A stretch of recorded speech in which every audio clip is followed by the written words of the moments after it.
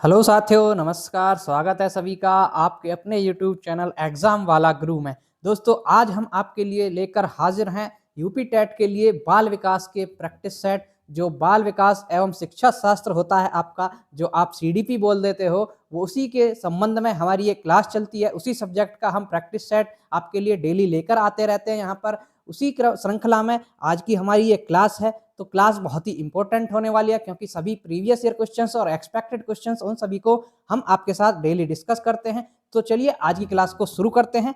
आज का question number first, विकास में वृद्धि से तात्पर्य है। जो विकास में वृद्धि होती है उससे क्या तात्पर्य होता है? ऑप्शन ए ज्ञान में वृद्धि, बी संवेग में वृद्धि, सी वजन में वृद्धि, या डी आकार, सोच, समझ, कौशलों में वृद्धि।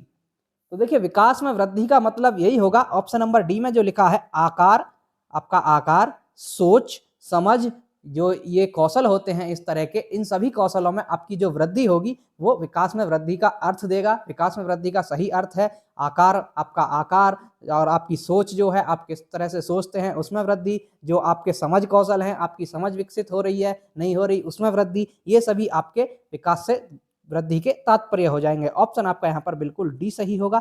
चलिए आगे बढ़ते हैं। क्वेश्चन नंबर 2, विकास की कौन सी अवस्था तनाव एवं तूफान की अवस्था कही जाती है? यानी कि विकास की कौन सी अवस्था को तनाव और तूफान की अवस्था कहते हैं? ऑप्शन ए शैशवावस्था, बी बाल्यावस्था, सी किशोरावस्था, या डी प्रौढ़ावस्था। तो देखिए साथियों, विकास की जो तनाव और तूफान की अवस्था कही जाती है वो कही जाती है आपकी किशोरावस्था। जो एडोलसेंस होती है वो आपकी तनाव एवं तूफान की अवस्था कही जाती है। और ये स्टेटमेंट किसने दिया है कि जो कि किशोरावस्था तूफान एवं तनाव की अवस्था है, ये स्टेटमेंट दिया है, किसने दिया है? ये आपका कमेंट करके जो बताएंगे आप, ये आपका किसने दिया है? ऑप्शन यहाँ पर बिल्कुल सी सही जवाब है। तनाव एवं तूफान की अवस्था किशोरावस्था होती है। आप कमेंट में ये बताएंगे कि ये स्टेटमेंट किसका है, कि तनाव एवं तूफान की अवस्था किशोरावस्था, ये किसने दिया है। चलिए आगे बढ़ते हैं। क्वेश्चन नंबर 3, संवेगात्मक विकास को प्रभावित करने वाले कारक हैं। यानी कि जो संवेगात्मक विकास होता है आपका, उसको प्रभावित करने वाले कौन कौन से कारक हैं इनमें से? ऑप्शन ए शारीरिक स्वास्थ्य, बी मानसिक योग्यता, सी थकान, या डी ये सभी। तो देखिए, संवेगात्मक विकास को प्रभावित, यानी कि आपके इमोशंस जो होते हैं, इमोशंस का आप जो डेवलपमेंट होता है उसका जो प्रभावित करने वाले कारक आपका शारीरिक स्वास्थ्य बिल्कुल होता है। आपका शारीरिक स्वास्थ्य ठीक नहीं है तो आपके इमोशंस गड़बड़ाएंगे, आपका जो इमोशंस का डेवलपमेंट है वो अच्छे से नहीं होगा, प्रभावित होगा उससे। मानसिक योग्यता बिल्कुल है, आपकी जो मानसिक योग्यता में कुछ कमी है, या आप मानसिक रूप से उतने सक्षम नहीं है, उसकी योग्यता में कुछ आपका कमी है, तो आप वहां पर भी आपका जो संवेगात्मक विकास वो भी गड़बड़ाएगा, वहां पर भी प्रभावित होगा। ऑप्शन सी थकान, इसके थकान के कारण भी आपके संवेगों में उथल पथल होती रहती है। तो इसलिए संवेगात्मक विकास को ये तीनों के तीनों प्रभावित करने वाले कारक हैं, इसलिए आपका ऑप्शन डी सही हो जाएगा। ये सभी के सभी संवेगात्मक विकास को, इमोशंस डेवलपमेंट को आपका प्रभावित करेंगे। ऑप्शन डी सही हो जाएगा यहाँ पर। चलिए आगे बढ़ते हैं। क्वेश्चन नंबर 4, क्वेश्चन 4, बाल विकास के आधार पर कौन सा कथन सर्वोत्तम है? यानी कि जो बाल मनोविज्ञान होता है उसके आधार पर इनमें से कौन सा कथन सबसे अधिक उचित है, सर्वोत्तम है? ऑप्शन ए सारे बच्चे एक जैसे होते हैं, बी प्रत्येक बच्चा विशिष्ट होता है, सी कुछ बच्चे विशिष्ट होते हैं, या डी कुछ बच्चे एक जैसे होते हैं। तो देखिए, बाल मनोविज्ञान क्या कहता है? आपने इंडिविजुअल डिफरेंसेस का नाम जरूर सुना होगा। व्यक्तिगत विभिन्नता क्या होती है? प्रत्येक बच्चा, प्रत्येक बालक या प्रत्येक व्यक्ति में विभिन्नताएं पाई जाती हैं, किसी ना किसी भी तरह की हो सकती हैं, सोच को लेकर, पहनावे को लेकर, उसके आकार को लेकर, रंग रूप को लेकर, सभी किसी भी तरह से हो सकती हैं, वो व्यक्तिगत विभिन्नताएं पाई जाती हैं। इसीलिए यहाँ पर भी बाल मनोविज्ञान क्या कहता है कि प्रत्येक बच्चा विशिष्ट होता है। प्रत्येक बच्चा अपने आप में विशिष्ट होता है, क्योंकि हर बच्चे में अलग अलग विभिन्नताएं होती है, किसी में किसी तरह की होती है, किसी में किसी तरह की होती है। प्रत्येक बच्चा विशिष्ट होता है, एक दूसरे से भिन्न होता है। ऑप्शन यहाँ पर बिल्कुल बी सही हो जाएगा, प्रत्येक बच्चा विशिष्ट होता है। चलिए आगे बढ़ते हैं। क्वेश्चन नंबर 5, प्राइमरी स्तर पर अनुदेशन होना चाहिए। यानी जो प्राइमरी स्तर पर अनुदेशन होता है ये कैसा होना चाहिए? ऑप्शन ए शिक्षक केंद्रित, बी पाठ्य पुस्तक केंद्रित, सी छात्र केंद्रित, या डी शिक्षक एवं पाठ्य पुस्तक केंद्रित। तो देखिए, प्राइमरी स्तर पर जो अनुदेशन होना चाहिए वो होना चाहिए आपका छात्र केंद्रित, यानी कि विद्यार्थी केंद्रित। जो छात्र केंद्रित अनुदेशन होता है प्राइमरी स्तर पर, ये वो अनुदेशन होता है जैसे कि इसमें जो है आपका बच्चा बिल्कुल सेंटर में होता है, बच्चे को केंद्र मान करके बच्चे की आवश्यकता के नीड के अकॉर्डिंग सारी व्यवस्थाओं को हमें करना होता है। बच्चे की आवश्यकता के अनुसार ही शिक्षक को नई-नई टीचिंग मेथड, शिक्षण विधियाँ अपनानी होती हैं कि बच्चा किस प्रकार से सीख रहा है, इस विधि से नहीं सीख पा रहा तो दूसरी विधि का प्रयोग करेंगे। तो ये छात्र केंद्रित के अनुदेशन होना चाहिए, छात्र केंद्रित की वकालत करता है। ऑप्शन आपका यहाँ पर बिल्कुल सी सही होगा। चलिए आगे बढ़ते हैं। क्वेश्चन नंबर 6, व्यक्तित्व पर्सनैलिटी शब्द निम्न में से लिया गया है। जो आप व्यक्तित्व बोलते हैं, पर्सनैलिटी बोलते हैं कि उसकी पर्सनैलिटी जबरदस्त है, ऐसी है, तो वो शब्द जो है पर्सनैलिटी वो कहाँ से लिया गया है? ऑप्शन ए इनमें से कोई नहीं, बी यूनानी, सी लैटिन या डी जर्मनी। तो देखिए व्यक्तित्व शब्द जो है ये आपका लिया गया है, आपका जो पर्सनैलिटी शब्द है ये लिया गया है लैटिन भाषा से। जो लैटिन भाषा का एक पर्सोना शब्द होता है, लैटिन भाषा का पर्सोना, पर्सोना से लिया गया है पर्सनैलिटी, और जिसका शाब्दिक अर्थ होता है मुखौटा, मुखौटा। ठीक है फ्रेंड्स, देखिए पर्सनैलिटी ये लैटिन भाषा से लिया गया है, लैटिन भाषा के पर्सोना शब्द से लिया गया है, और पर्सोना का शाब्दिक अर्थ होता है मुखौटा। ऑप्शन आपका यहाँ पर बिल्कुल सी सही हो जाएगा। चलिए आगे बढ़ते हैं। क्वेश्चन नंबर 7, अहम डैश डैश के नियम पर कार्य करता है। जो अहम होता है, इड होता है, इड ईगो सुपर ईगो आपने सुना होगा। ये जो इड का बात चल रही है यहाँ पर, अहम जो होता है ये किस नियम पर कार्य करता है? ऑप्शन ए सुख, बी नैतिकता, सी वास्तविकता या डी कल्पना। तो देखिए इद जो होता है, इद अहम जो होता है आपका, ये आपका वास्तविकता पर आधारित होता है, वास्तविकता के नियम पर कार्य करता है। इसको केवल वास्तविकता से मतलब होता है। दमित इच्छा जो भी आपकी मार काट, ये इसको आपका होता है कि सारी चीजें जो भी मुझे पाना है एकदम से मिल जाए, चाहे मुझे केन केन प्रकारेण कैसे भी पाना पड़े, ये आपका अहम होता है, ये वास्तविकता पर कार्य करता है। ऑप्शन आपका यहाँ पर बिल्कुल सी सही होगा। चलिए आगे बढ़ते हैं। क्वेश्चन नंबर 8, एक कक्षा में व्यक्तिक विभिन्नताओं के क्षेत्र हो सकते हैं। देखिए व्यक्तिक विभिन्नताओं के क्षेत्र कौन कौन से हो सकते हैं? ऑप्शन ए रुचियों के, बी सीखने के, सी चरित्र के या डी उपरोक्त सभी। तो देखिए साथियों व्यक्तिक विभिन्नताओं के क्षेत्र अलग अलग हो सकते हैं। देखिए कक्षा में रुचियों के आधार पर बिल्कुल है, भाई किसी छात्र की रुचि किसी चीज में है, किसी की किसी चीज में है, बिल्कुल रुचियों के आधार पर व्यक्तिक विभिन्नता हो गई, भाई वो अलग रुचि रखता है, वो अलग रुचि रखता है। सीखने के, बिल्कुल किसी को सीखना कैसे पसंद है, किसी मेथड से, किसी को किसी मेथड से पसंद आ रहा है, तो ये भी अलग हो गया, विभिन्नता हो गई। चरित्र के, भाई किसी का चरित्र कैसा है, किसी का कैसा है, सभी की अलग अलग होती हैं, एक जैसा तो होता नहीं, इसलिए ये सभी के सभी व्यक्तिक विभिन्नताओं के क्षेत्र हो सकते हैं कक्षा में। ऑप्शन डी पर हो जाएगा उपरोक्त सभी। चलिए आगे बढ़ते हैं। क्वेश्चन नंबर 9, निम्न में से कौन सा एक उत्तम परीक्षण की विशेषताओं से भिन्न है? जो उत्तम परीक्षण होता है, आइडियल परीक्षण होता है, उससे भिन्न है, मतलब कि वो विशेषताएं कौन सी नहीं है उसमें से? ऑप्शन ए वैधता, बी विश्वसनीयता, सी वस्तुनिष्ठता या डी अभिक्षमता। तो देखिए साथियों ये जो उत्तम परीक्षण होता है उसमें वैधता बिल्कुल जरूरी है, वैधता होनी चाहिए, वरना उत्तम परीक्षण नहीं कहलाएगा। वैलिडिटी होनी चाहिए उसमें, विश्वसनीयता बिल्कुल होनी चाहिए। ऐसा नहीं है कि वहां पर फेल हो गया, दूसरी जगह पर सक्सेस है, और तीसरी जगह पर जाकर फेल हो गया, वो विश्वसनीयता होनी चाहिए उसमें। वस्तुनिष्ठता ये भी बिल्कुल जरूरी है, वस्तुनिष्ठता भी होनी चाहिए। लेकिन अभिक्षमता जो होता है इसका मापन से, उत्तम परीक्षण से लेना देना नहीं होता है। अभिक्षमता होती है आपकी किसी व्यक्ति किसी विशेष क्षेत्र में आप विशेष रुचि रख पाना। किसी जैसे आपका टीचर होता है, टीचर आप अभी किस चीज की तैयारी कर रहे हो? यूपी टेट की, टीचर एलिजिबिलिटी टेस्ट। जो टीचर एलिजिबिलिटी टेस्ट होता है ये भी एक अभिक्षमता का मापन करता है, आपकी अभिक्षमता का मापन होता है इसके द्वारा। ये क्वेश्चन आया हुआ है, ये अभिक्षमता का माप, और अभिक्षमता का मापन मतलब कि आप किसी सब्जेक्ट में, किसी क्षेत्र विशेष में कैसी आपकी क्षमता है, कैसी आपकी पकड़ है, वो सभी आपकी अभिक्षमता कहलाती है। ऑप्शन आपका यहाँ पर बिल्कुल डी सही हो जाएगा, ये विशेषताओं से भिन्न है यहाँ पर।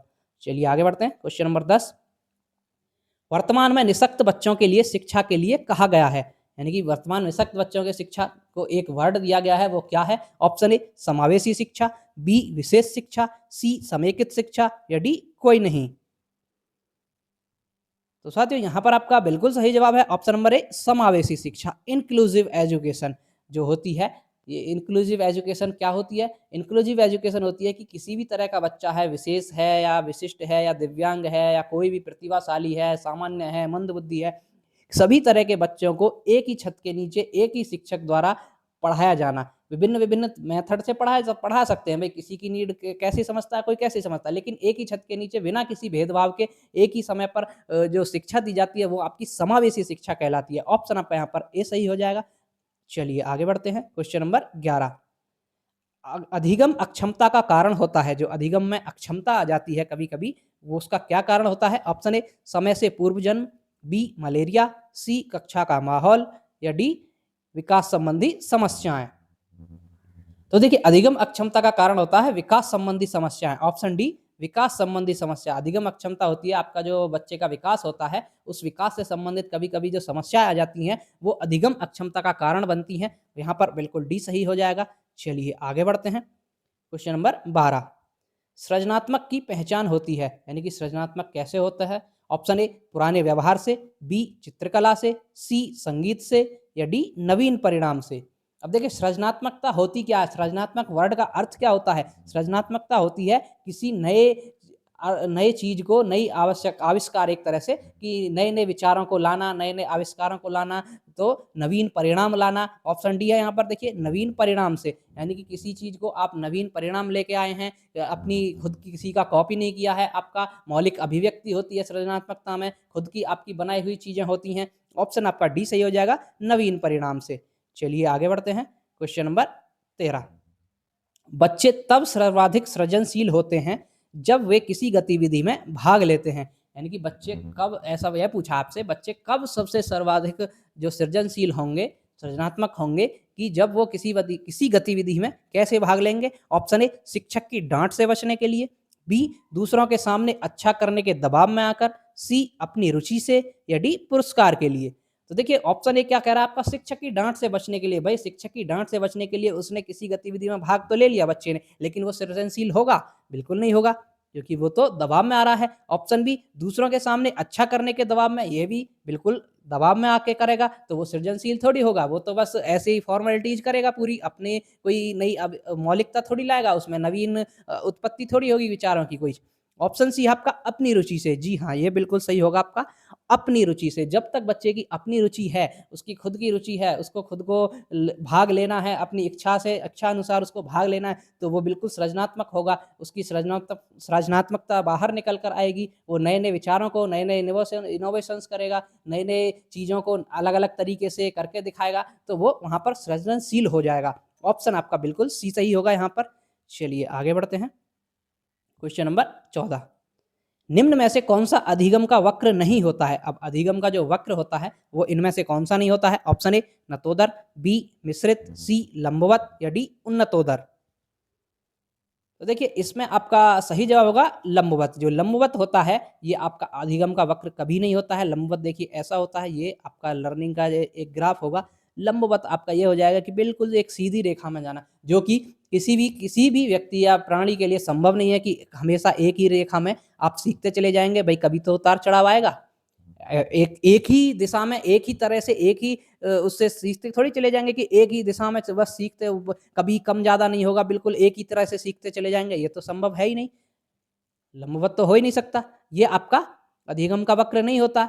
ऑप्शन आपका यहाँ पर बिल्कुल सी सही होगा। देखिए, नतोदर होता है, नतोदर बिल्कुल होता है। नतोदर आपका कैसा होता है? नतोदर वक्र होता है आपका ये वाला, ऐसे चले गए ऊपर ऊपर, धीरे धीरे ऊपर चढ़ते चले गए। आपका मिश्रित होता है, मिश्रित आपका भाई कभी ऊपर कभी नीचे, कभी ऊपर कभी नीचे, मिश्रित हो जाएगा। आपका उन्नतोदर होता है, उन्नतोदर ऐसे होता है, उन्नतोदर ऊपर गए फिर धीरे धीरे नीचे ग्राफ आ रहा है, ये उन्नतोदर हो गया। लेकिन जो लंबवत होता है आपका, ये लंबवत जो बताया है आपने, बिल्कुल ये लंबवत जो होता है, ये बिल्कुल ऐसा संभव नहीं है कि कोई भी प्राणी, कोई भी व्यक्ति, कोई भी बच्चा हमेशा एक ही तरह से सीखता रहे, उसकी गति कभी भी सीखने की कम ज्यादा नहीं हो, ऐसा हो नहीं सकता, संभव नहीं है प्रैक्टिकली ये चीजें। ऑप्शन आपका यहाँ पर बिल्कुल सी सही होगा, लंबवत अधिगम का वक्र नहीं होता है। चलिए आगे बढ़ते हैं। क्वेश्चन नंबर 15, निम्न में से कौन सा सीखने के नियम में सम्मिलित नहीं है? जो सीखने के नियम में कौन सा सम्मिलित नहीं है? ऑप्शन ए, अभ्यास, बी, तत्परता, सी, खेल, या डी, प्रभाव। तो देखिए, यहाँ पर आपका बिल्कुल सही जवाब होगा ऑप्शन नंबर सी, खेल। देखिए कैसे, आप जो सीखने के नियम किसने दिए हैं? आपके थॉर्नडाइक ने दिए हैं। थॉर्नडाइक ने कितने नियम दिए हैं? 3 नियम दिए हैं सीखने के, मुख्य नियम। यहाँ मुख्य नियम लिखे हुए हैं तो 3 दिए हैं, अभ्यास का नियम, तत्परता का नियम और प्रभाव का नियम। ये 3 नियम दिए हैं, तीनों हैं, लेकिन चौथा खेल, ऐसा कोई नियम नहीं है सीखने का। ऑप्शन आपका यहाँ पर बिल्कुल सी सही हो जाए। चलिए आगे बढ़ते हैं। क्वेश्चन नंबर 16, पावलाव के सीखने के अनुबंधन प्रतिक्रिया सिद्धांत का प्रतिपादन डैश डैश पर प्रयोग करके किया था। यानी कि जो आपसे सीधा-सीधा ये पूछा है कि पावलोव ने जो अनुबंधन प्रतिक्रिया का जो सिद्धांत दिया था, क्लासिकल कंडीशनिंग का सिद्धांत दिया है, वो किसके प्रयोग पर करके दिया, किस पर प्रयोग किया था उसने? ऑप्शन ए खरगोश, बी चूहे, सी कुत्ते या डी बिल्ली। तो देखिए पावलोव ने प्रयोग किया था आपका कुत्ते पर, ऑप्शन सी सही है यहाँ पर। कुत्ते पर प्रयोग करके उसने क्लासिकल कंडीशनिंग का सिद्धांत दिया था, प्राचीन अनुबंधन का सिद्धांत दिया था, शास्त्रीय अनुबंधन का सिद्धांत दिया था। इसी को सभी एक ही नाम है ये, पावलोव ने दिया था, ऑप्शन सी है। चूहे पर किसने किया था? चूहे पर स्किनर महोदय ने किया था आपका, है ना, स्किनर। आपका बिल्ली पर किसने किया था? बिल्ली पर थॉर्नडाइक ने किया था, बिल्ली पर थॉर्नडाइक ने किया था। चिंपैंजी पर किसने किया था? चिंपैंजी पर कोहलर ने किया था। चलिए आगे बढ़ते हैं, क्वेश्चन नंबर 17। गेस्टाल्ट का अर्थ है, जो गेस्टाल्ट शब्द होता है, आपने सुना होगा कि ये मनोवैज्ञानिक गेस्टाल्टवादी हैं, तो गेस्टाल्ट जो अर्थ शब्द है इसका अर्थ क्या होता है? ऑप्शन ए समग्र रूप में, बी परिवर्तन के रूप में, सी मशीन के रूप में या डी व्यवहार के रूप में। तो देखिए गेस्टाल्ट का अर्थ होता है समग्र के रूप में, यानी किसी भी समस्या को पहले एक समग्र या संपूर्ण तरीके से, समग्र तरीके से देखना। पहले किसी समस्या के हर पहलू पर विचार करना, वो क्या-क्या समस्या हैं, कैसे-कैसे हमें हल कर सकते हैं, क्या आवश्यकताएँ होंगी, क्या चीज़ें हमको लगेंगी इस समस्या को हल करने में, वो सभी को पहले समग्र रूप में देखना, उसके बाद समस्या समाधान करना, ये गेस्टाल्टवाद कहता है। गेस्टाल्ट का अर्थ होता है समग्र के रूप में। ऑप्शन ए सही हो जाएगा यहाँ पर। चलिए आगे बढ़ते हैं, क्वेश्चन नंबर 18। दूसरे व्यक्ति के बाह्य व्यवहार की नकल है, यानी कि किसी दूसरे व्यक्ति के जो बाह्य व्यवहार होता है उसकी नकल करना क्या कहलाता है? ऑप्शन ए सीखना, बी अनुकरण, सी कल्पना या डी चिंतन। तो देखिए ये दूसरे व्यक्ति का व्यवहार की नकल करना कहलाता है आपका अनुकरण करना, यानी कि नकल करना। सीधी-सीधी अनुकरण का अर्थ भी नकल ही होता है, एक तरह से फॉलो करना किसी को, अनुकरण करना, नकल करना, किसी दूसरे व्यवहार की नकल का। जैसे बच्चा करता है ना कि घर में माता-पिता हैं या आपका शिक्षक है या किसी फ़िल्म में किसी हीरो-हीरोइन को देख लिया, तो उसके जो व्यवहार का ही तो नकल करता है, वो कैसे करता है उसी व्यवहार की वो नकल करने लगता है, वैसे ही विचारों को सीखने लगता है, वैसे ही आपकी फ़िल्म देख के एक्शन-वैक्शन करता है बच्चा, तो वो व्यवहार की बाहरी नकल करता है, ये अनुकरण कहलाता है। ऑप्शन बी सही हो जाएगा। चलिए आगे बढ़ते हैं, क्वेश्चन नंबर 20। सामाजिक अधिगम सिद्धांत किसके द्वारा प्रस्तावित किया गया था? जो सामाजिक अधिगम का सिद्धांत था वो किसने दिया था? Option A Freud, B Bandura, C Skinner या डी पावलोव। तो देखिए सामाजिक अधिगम जो था, सामाजिक अधिगम का सिद्धांत दिया है ये आपका अल्बर्ट बंडूरा ने दिया है। ये सिद्धांत उसी सिद्धांत पर कार्य करता है आपका मॉडलिंग पर, अनुकरण पर। एक वही कहता है कि बच्चा जो है समाज में मॉडलिंग के आधार पर सीखता है, सामाजिक आधार पर सीखता है, कि जैसे-जैसे बच्चा किसी दूसरे के बाह्य व्यवहार को करते हुए देखता है, वैसे ही वैसे उसके विचारों को, व्यवहार को फ़ॉलो करने लगता है। वही अभी मैंने उदाहरण दिया फ़िल्म देखना, किसी बच्चे ने फ़िल्म देखी या कोई नाटक देखा, सीरियल देखा, उसी के आधार पर वो जैसे वहाँ एक्शन करते हैं, वो उसको मारते-पीटते हैं, वैसे ही बच्चा बाद में ऐसे ही नकल करता है, अनुकरण करता है उनकी चीज़ों को। ये सामाजिक अधिगम का सिद्धांत अल्बर्ट बंडूरा ने दिया था। ऑप्शन आपका यहाँ पर बी सही है, बेबी डॉल पर प्रयोग करके दिया था इन्होंने। फ्रायड ने आपका, सिगमंड फ्रायड ने कौन-सा सिद्धांत दिया है? मनोविश्लेषणात्मक। स्किनर ने आपका कौन-सा सिद्धांत दिया है? चूहे पर प्रयोग किया था। नैमित्तिक अनुबंधन जो नहीं, नैमित्तिक नहीं सॉरी, क्रिया प्रसूत का जो सिद्धांत दिया है वो दिया है स्किनर ने। आपका जो पावलोव है, पावलोव ने शास्त्रीय अनुबंधन का सिद्धांत दिया है, कुत्ते पर प्रयोग किया था। चलिए आगे बढ़ते हैं, क्वेश्चन नंबर 20। शिक्षा की प्रक्रिया के अंग होते हैं, यानी कि शिक्षा की प्रक्रिया के कितने अंग होते हैं? ऑप्शन ए शिक्षक, बी शिक्षार्थी, सी पाठ्यक्रम या डी ये सभी। तो देखिए शिक्षक की प्रक्रिया के 3 अंग होते हैं। 3 अंग कौन-कौन से होते हैं? एक तो शिक्षक ही होता है, दूसरा शिक्षार्थी और तीसरा पाठ्यक्रम। ये सभी के सभी शिक्षक की प्रक्रिया से के अंग होते हैं, शिक्षा की प्रक्रिया के। देखिए यहाँ पर आपका हो गया शिक्षार्थी, यहाँ पर आपका हो गया टीचर, ये आपका टीचर हो गया। बीच में क्या कार्य करता है आपका? यहाँ पर ये बुक हो गई पाठ्यक्रम। बीच में आपका पाठ्यक्रम होता है, यहाँ पर विद्यार्थी हो गया, यहाँ पर शिक्षक हो गया, ये आपका पाठ्यक्रम हो गया। तो जो विद्यार्थी होता है ये आश्रित चर होता है, शिक्षक पर आश्रित रहता है भाई, क्योंकि शिक्षक से ही इसको पढ़ना लिखना है, समझना है। जो शिक्षक होता है ये बिल्कुल स्वतंत्र चर होता है, और जो मध्यस्थता करता है वो करता है आपका पाठ्यक्रम। जो पुस्तक है, पाठ्यक्रम है, ये आपकी मध्यस्थता कराता है दोनों के बीच में, छात्र के और शिक्षक के बीच में ये मध्यस्थता कराता है। ये तीनों के तीनों शिक्षा की प्रक्रिया के महत्वपूर्ण अंग होते हैं। ऑप्शन आपका यहाँ पर बिल्कुल डी सही होगा, ये सभी हो जाएंगे। तो दोस्तों ये थी हमारी आज की क्लास। आपको क्लास कैसी लगी कमेंट करके जरूर बताएं। जो भी साथी चैनल पर पहली बार हैं कृपया चैनल को सब्सक्राइब कर लें, ताकि ऐसी ही इन्फॉर्मेटिव वीडियोज और क्लासेस आपको डेली मिलती रहें। तो चलिए मिलते हैं नेक्स्ट वीडियो में, तब तक के लिए धन्यवाद।